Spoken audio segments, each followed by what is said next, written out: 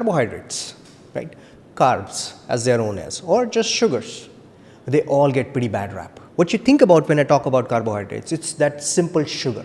Your sugar that is available in your jar, in your kitchen, the white sugar or the jaggery, right? But beyond those simple sugars, there are starches which are found in the whole grain, fruits and vegetables. This is basically a simple sugar. Put it in the chain. Your body has to break up all these chains. That means it has to spend more energy to actually get those simple sugar out. That means it's going to take a longer time to digest. Third thing is a fiber. Fiber is a very complex carbohydrate. Most of it your body really can't digest. But what it's going to offer you is the bulk. That means you're going to be more fuller. Your appetite is going to be suppressed for a little longer time than usual. And it's going to make it very difficult for the body to actually get all these simple sugar absorbed. Now, how much carbohydrate do we really need throughout a day? So remember, this all depends upon who you are, your gender, your physical activity, and what you do not do when it comes to the physical activity. On an average, a 70 kilogram man, okay, I'm only talking about 70 kilogram man because that is the data that we have, who's consuming say 2000 calories in a day. So those calories need to be met with at least 45 to 65% of those calories need to come from carbohydrate. The rest of it can come from fat and the protein. This basically calculates into 275 grams of carbohydrates. Remember, I'm talking about carbohydrates. I'm not talking purely of a simple sugar that we talked about.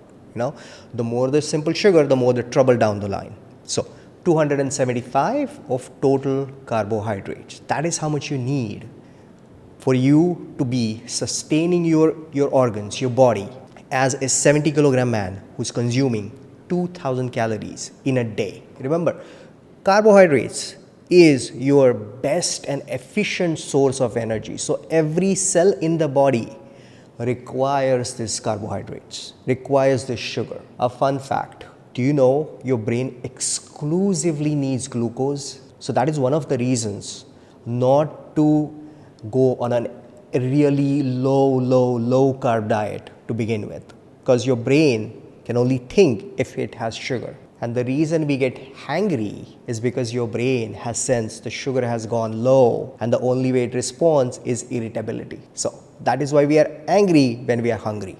It's the sugar that's telling the brain what to do. Now let's think about how does a body processes all the carbohydrates that we take.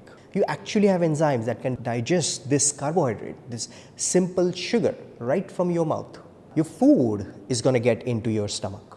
It's going to mix with an acid, and this is where it's going to start the process of breaking down the sugars into the simple sugars, because that is the only form which your body can absorb into the blood. The sugar is going to start traveling to your brain. That is where all your sensors are. So your brain is going to say, you know what? The sugar in my blood is rising. I need to do something to control the sugar in a very narrow range. Right? So whenever the sugar rises, your hormone in the body, which is called as insulin, which is made in the pancreas, is going to start rising.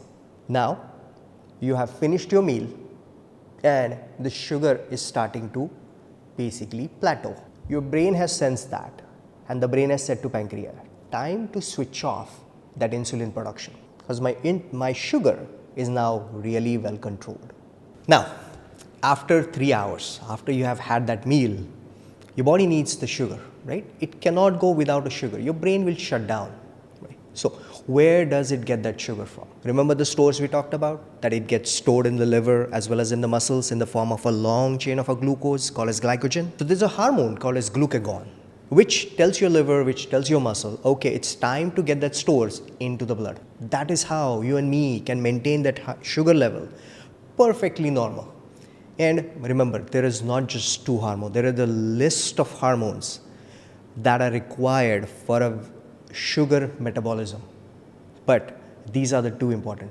Insulin, your sugar is high, then insulin is going to get all that extra sugar in the blood going into the blood cells, going into the cells of body rather. And then when the sugar goes low, your insulin production shuts down and your glucagon starts going up. This yin and yang of two big hormones in the body is responsible for maintaining your sugar in a range which is absolutely normal for you.